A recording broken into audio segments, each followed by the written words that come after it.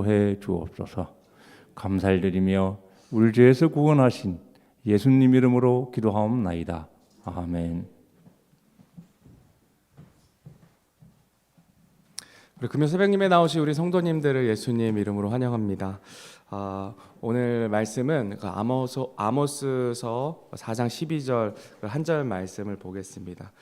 원래는 6절부터 13절까지 이제 읽으려고 했지만 또 시간 관계상 한 절 말씀만 읽겠습니다.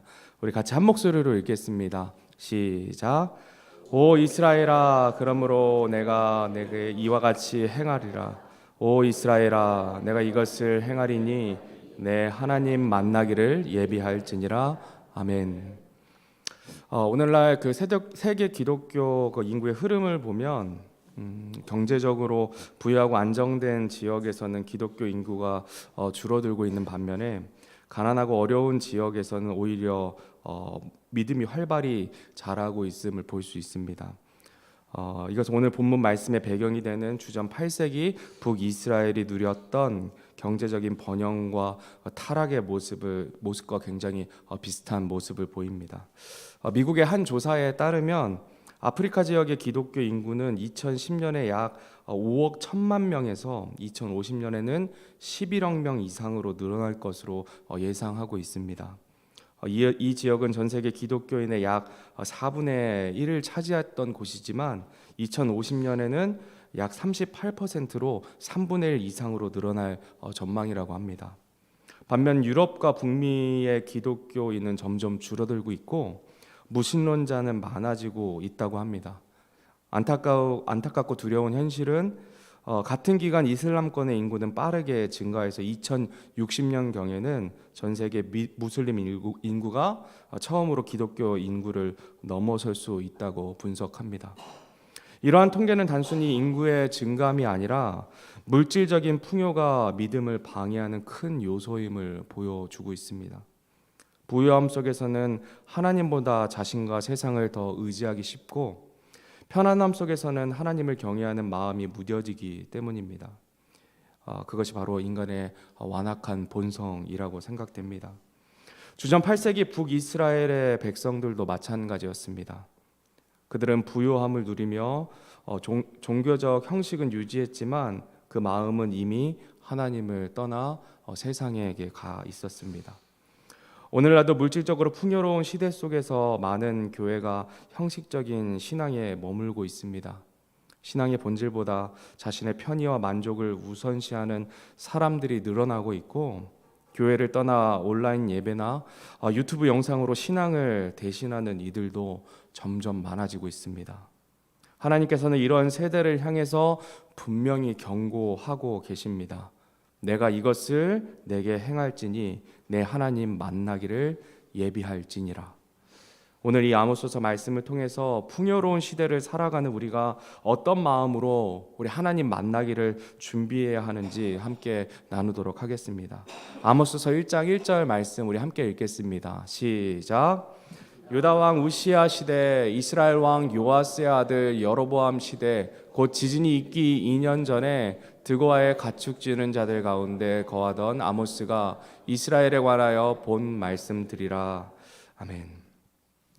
아모스가 활동하던 시대는 유다 왕 우시야와 이스라엘 왕 여로보암 2세 때였습니다.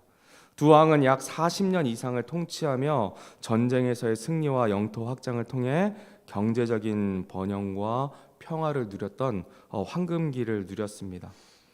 국제적으로는 이집트와 시리아가 약세였기 때문에 비교적 평화로운 시기였습니다. 그러나 그 평화와 부여 속에 물질주의 그리고 우상숭배, 도덕적인 타락이 깊숙하게 이스라엘 땅을 잠식하고 있었습니다.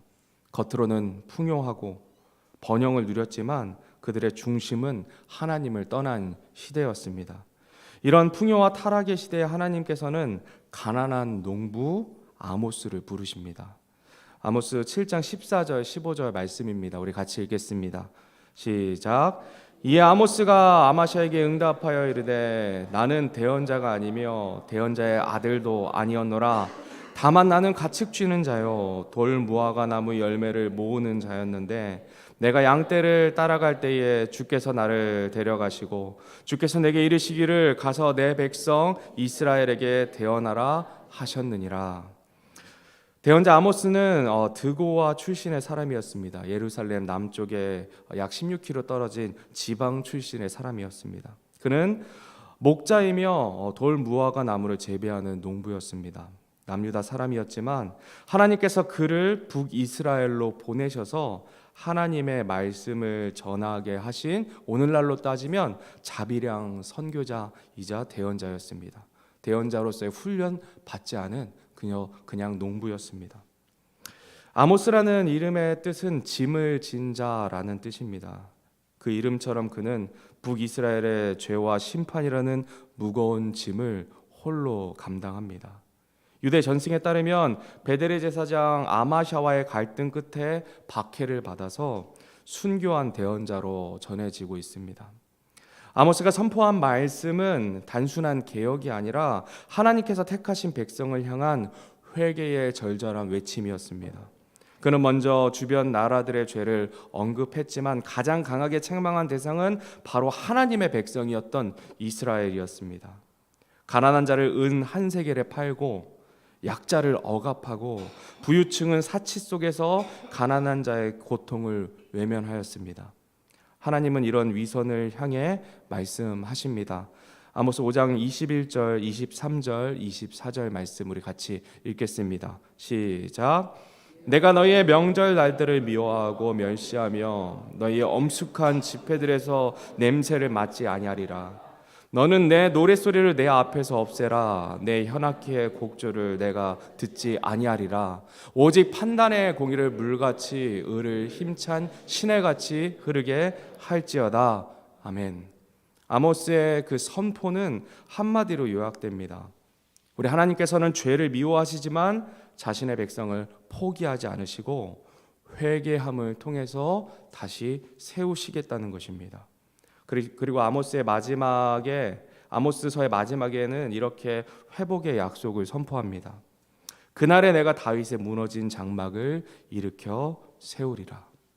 심판의 말씀 뒤에는 언제나 회복의 약속이 있습니다. 하나님은 심판을 기뻐하시는 분이 아니라 돌이켜 살기를 원하시는 하나님이 되십니다. 아모스 4장 6절 말씀입니다. 내가 또한 너희의 모든 도시에서 너희 일을 깨끗하게 하며 너희의 모든 처소에서 빵이 부족하게 하였느니라. 그럼에도 너희가 내게로 돌아오지 아니하였느니라. 주가 말하노라. 아모스서는 단순히 심판만을 선포한 예언서가 아닙니다. 하나님께서는 여러 차례 회개를 촉구하셨음에도 돌이키지 않는 이스라엘 백성의 완악함을 보여주는 책입니다. 본문이 기록된 6절에서 12절에서는 5번이나 노란색 부분의 말씀이 동일하게 나옵니다. 그럼에도 너희가 내게로 돌아오지 아니하였느니라. 주가 말하노라. 이 반복은 하나님의 오래 참으심과 인내, 그리고 끝없는 사랑, 그리고 돌아오길 원하시는 아버지의 하나님의 마음을 분명하게 드러냅니다.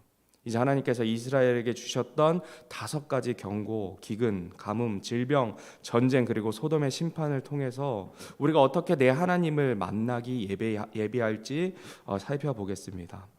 첫 번째로는 기근의 경고입니다. 풍요로운 시대 속에서도 하나님은 기근을 통해서 이스라엘 백성의 교만을 꺾고자 하셨습니다.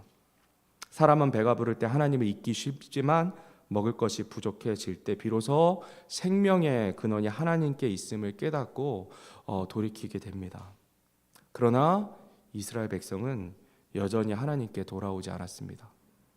그들은 문제를 해결하기 위해 사람을 의지하고 주변 국가를 의지하고 자신을 의지했지만 하나님께서는 그 모든 상황 속에서 다시금 나를 찾으라고 말씀하십니다. 두 번째는 가뭄의 경고입니다. 비는 사람이 통제할 수 없는 하늘의 일입니다. 슬라이드 하나만 넘겨주시기 바랍니다. 하나님은 비를 통해서 백성들에게 하늘의 주권이 하나님께 있다는 사실을 깨닫게 하셨습니다. 그러나 이스라엘은 그 자연 속의 징조를 하나님의 음성으로, 하나님의 뜻으로 듣지 않았습니다. 우리 시대에도 이런 모습은 반복되고 있습니다. 최근 강릉 지역에 극심한 가뭄이 들었습니다. 주요 저수지의 저수율이 10% 이하로 떨어지고 도시 전체가 제한급수를 겪었습니다. 정부와 지자체는 해수의 담수화 그리고 물 나눔, 급수차 지원을 하는 등 모든 인위적인 방법을 동원했지만 비가 내리기 전까지는 근본적인 가뭄이 해결되지 않았습니다. 결국에 사람들은 하늘만 바라보는 처지에 이르릅니다. 그런데 그 절박한 상황 속에서 사람들은 하나님께 무릎 꿇는 대신 산신령에 대해 비를 구하는 기우제를 합니다.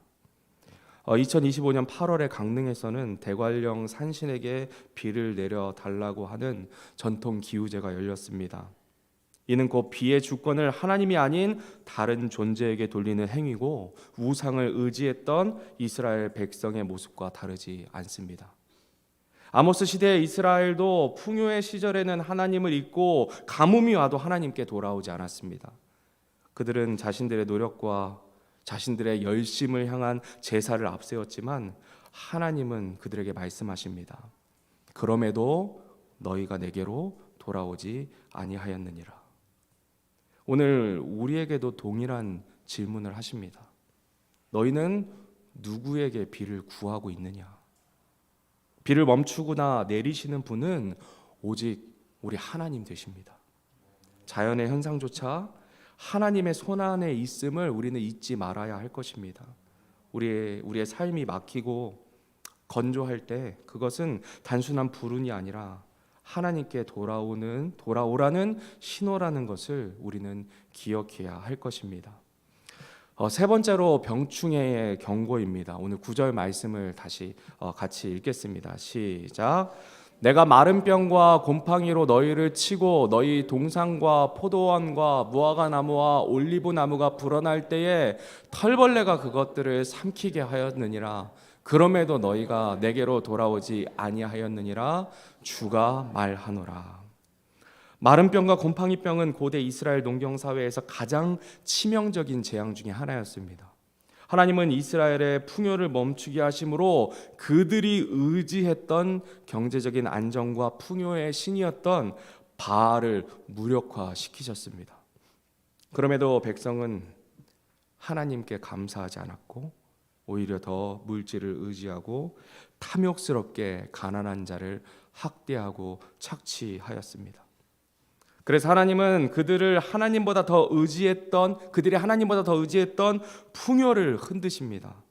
그것은 하나님의 징계이자 하나님의 경고였습니다. 돌이켜 살라는 주님의 마음이었습니다. 오늘날의 상황도 다르지 않습니다. 서두에도 말씀드렸지만 복음이 가장 활발히 전파되는 지역은 경제적으로 풍요롭지 않은 나라들입니다. 반대로 물질적으로 풍요로운 지역들의 교회들은 점점 약해지고 있습니다. 우리나라의 경우도 마찬가지입니다. 1970년대, 80년대, 90년대 가난하고 어렵던 시절에는 교회마다 기도하는 사람들로 가득 찼습니다. 하나님께 의지하고 서로의 손을 붙잡고 눈물로 함께 예배 드렸습니다. 그러나 물질적으로 풍요로워지자 가정마다 자가용이 생기고 주 5일제가 시행되면서 예배보다는 자신의 여가와 만족을 우선시하는 사람들이 너무나 많아집니다. 주일 아침에 교회보다 여행지를 찾는 세대가 늘어나고 있습니다. 풍요는 분명히 하나님께서 우리에게 주신 복입니다. 그러나 그 복을 주신 분을 잊어버릴 때 그 복은 오히려 우리의 유혹과 시험의 도구가 됩니다. 그래서 아굴은 잠언에서 이렇게 기도했습니다. 우리 잠언 30장 8절 말씀 같이 읽겠습니다. 시작. 헛된 것과 거짓말들을 내게서 멀리 옮기시오며 나를 가난하게도 마옵시고 부하게도 마옵시며 내게 알맞은 양식으로 나를 먹이시옵소서. 아멘. 헛된 것, 거짓말, 세상을 의지하는 것을 멀리 옮겨달라 아굴은 기도합니다.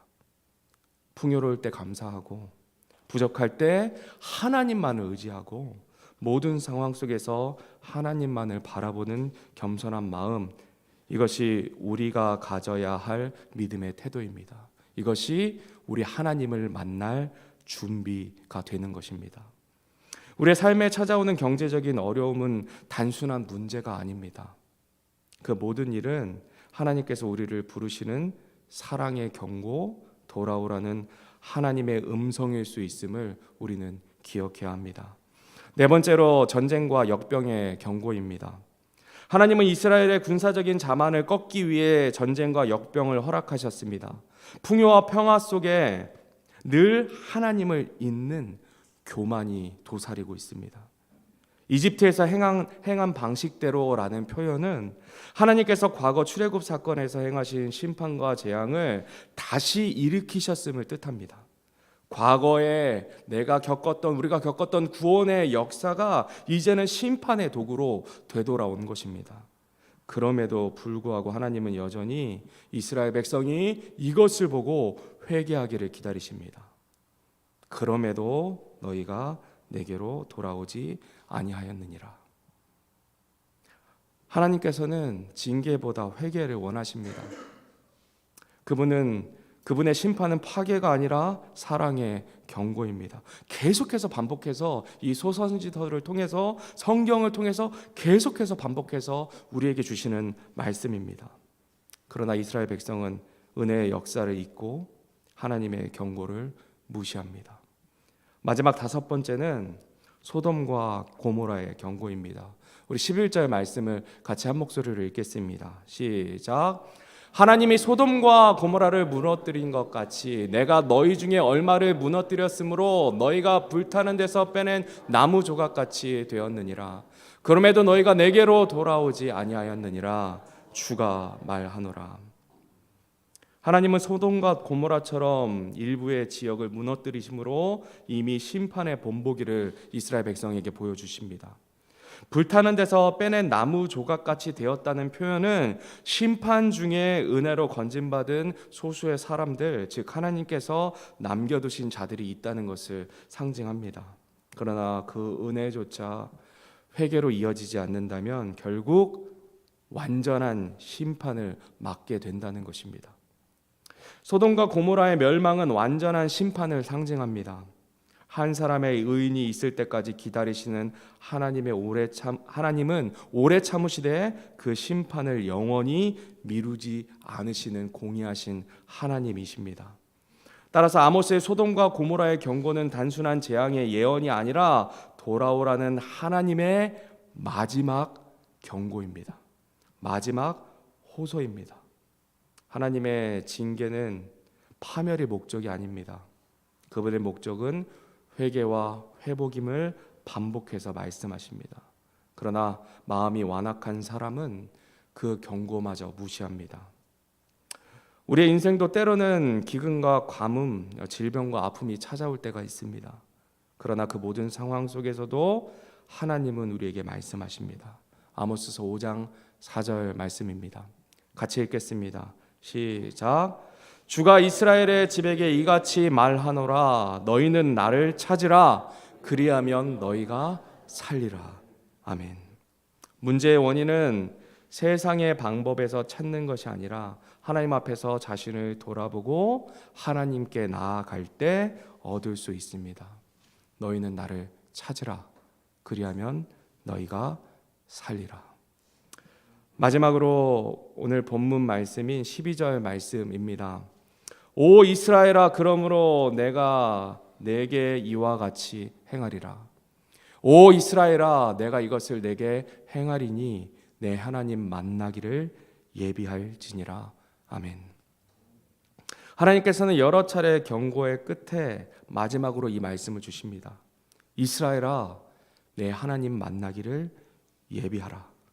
이 말씀은 단순한 경고가 아니라 마지막 기회이자 하나님의 간절한 마음입니다. 이스라엘은 이미 많은 징계를 경험합니다. 기근이 찾아오고 비가 내리지 않고 병이 돌고 전쟁이 일어났습니다. 그런데도 그들은 하나님께 돌아오지 않았습니다. 그래서 하나님께서는 이렇게 말씀하신 것입니다. 너희가 듣지 않았으니 이제 내가 너희를 친히 만나겠다. 그런데 여기서 거룩하신 하나님께서 친히 만나신다는 것은 회개치 않은 죄인에게는 멸망의 선포가 됩니다. 거룩하신 하나님 앞에 죄인이 서면 죽을 수밖에 없습니다. 그러나 회개한 사람에게는 하나님의 은혜의 말씀이 됩니다. 하나님은 그들이 완전히 멸망하기 전에 마지막으로 돌아올 기회를 주십니다. 내 하나님 만나기를 예비하라.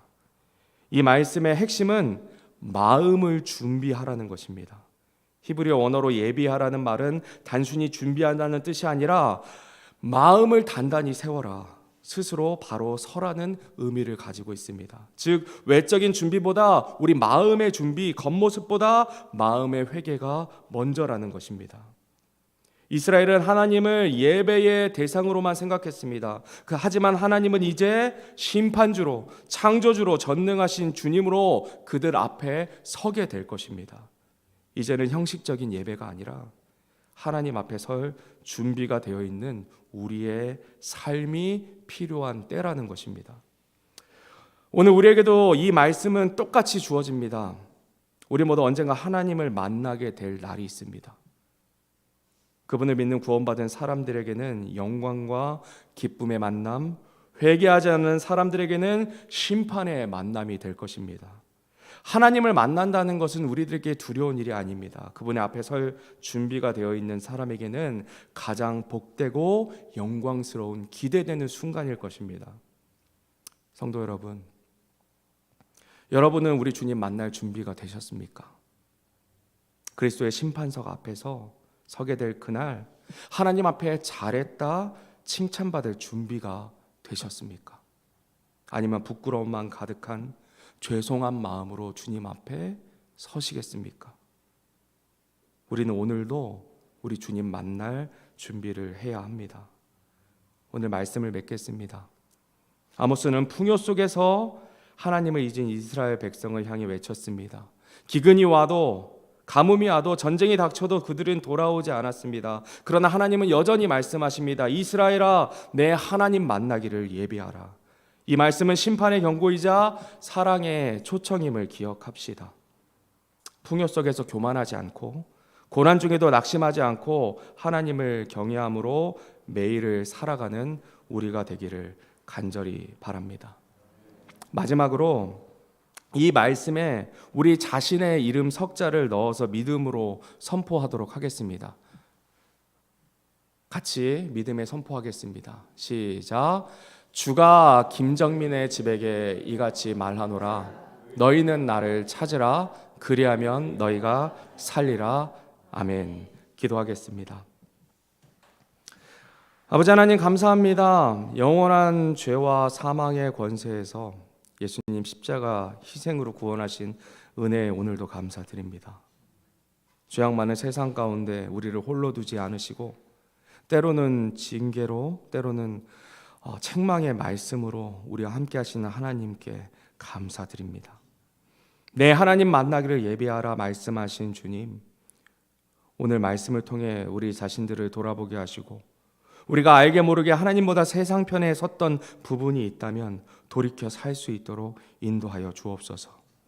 헛된 세상의 것과 거짓말들을 저희에게서 멀리 옮겨주시고 가난하게도 마옵시고 부하게도 마시고 우리에게 알맞은 양식으로 매일을 먹여 주옵소서. 주님 주시는 것에 만족하고 부족할 때에도 낭망치 않고 하나님을 의지하는 심령 되게 하여 주옵소서. 우리 인생의 감염 중에 계신 우리 성도님들을 위해 기도합니다. 우리는 다 알지 못하지만 성도님들의 아픔과 고통을 아시는 주님께서 회복의 은혜 더하여 주옵소서. 특별히 물질적으로 어려움 중에 있는 성도님들을 돌봐주시고 하나님을 의지할 때 얻게 되는 긍휼을 얻게 하여 주옵소서. 이 나라 이 민족 불쌍히 여겨주셔서 하나님을 대적하는 모든 세력을 무너뜨려 주시고 주님 오시는 그날까지 평안하고 자유롭게 복음 전하며 예배하며 찬양할 수 있도록 인도하여 주옵소서. 다음 주 수험 시험이 있습니다. 수험생들의 인생을 우리 주님께 맡겨드립니다.